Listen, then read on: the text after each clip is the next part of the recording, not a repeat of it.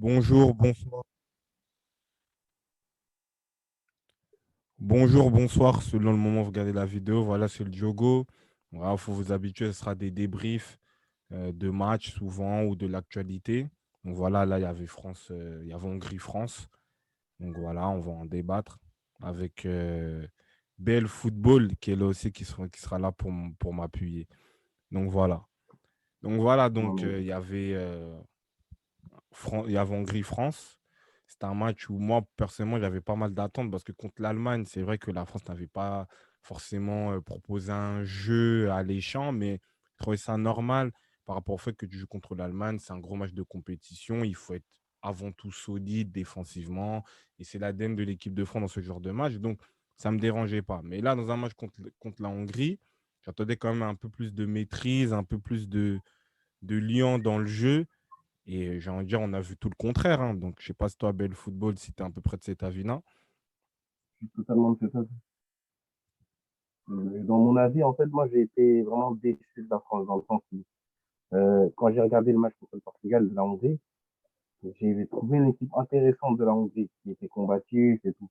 Je trouvais même que le résultat final, de 3-0, ça ne reflétait pas tout ce qu'ils avaient proposé tout le long du match. Ouais, Je ouais, trouvais que ça a été ça c'est vrai. beaucoup cruel pour eux.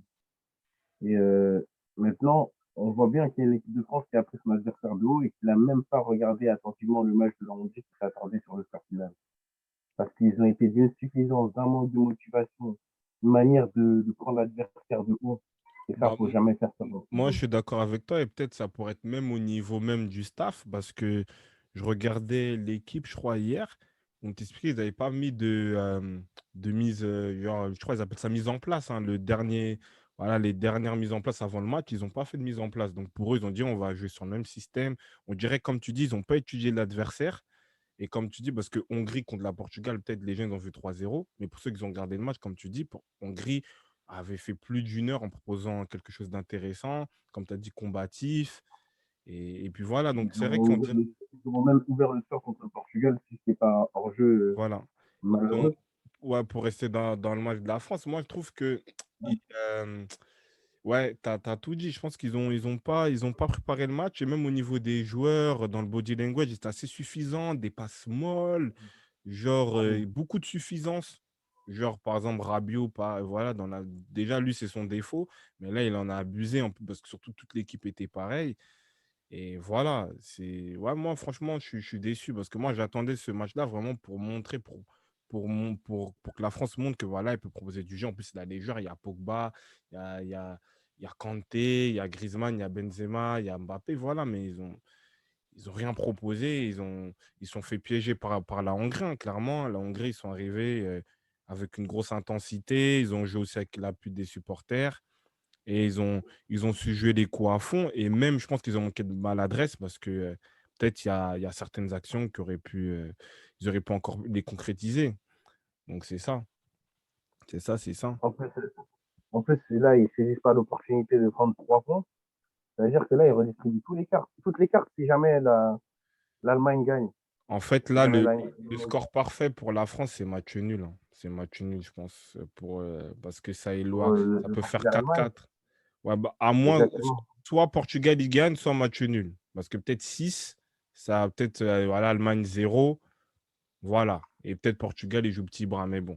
Mais après, pour revenir un peu plus dans le match, on va dire les aspects, bon, même s'il y a, on va commencer parce que le match de l'équipe de France a été mauvais, mais les aspects négatifs, sans parler des joueurs individuels qu'on va parler après, mais dans l'ensemble, qu'est-ce que tu n'as pas aimé dans ce match-là?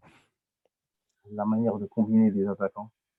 Et, et franchement, ils se sont pas mis en mode de focus, il faut gagner, faut faire les choses.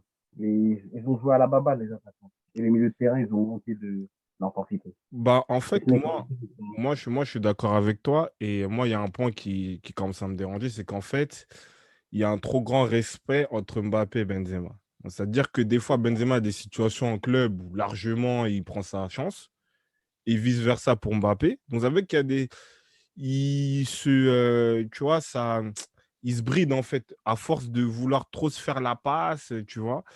Et voilà, après Griezmann, dans les matchs de préparation, il était vraiment dans le trio. Mais là, clairement, tu sens qu'il est détaché. Il est beaucoup à droite.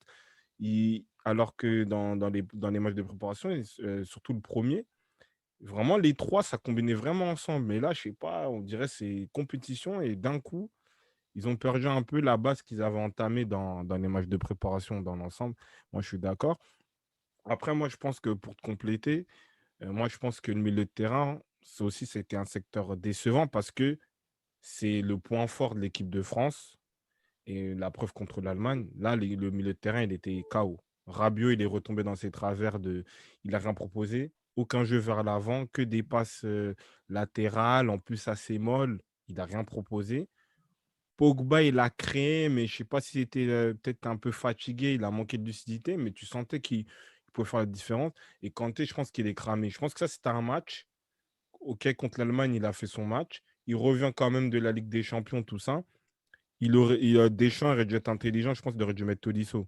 Il aurait dû mettre Tolisso pour régénérer un peu le milieu de terrain, je pense. Parce que Kanté, j'ai l'impression qu'il a besoin de souffle aussi.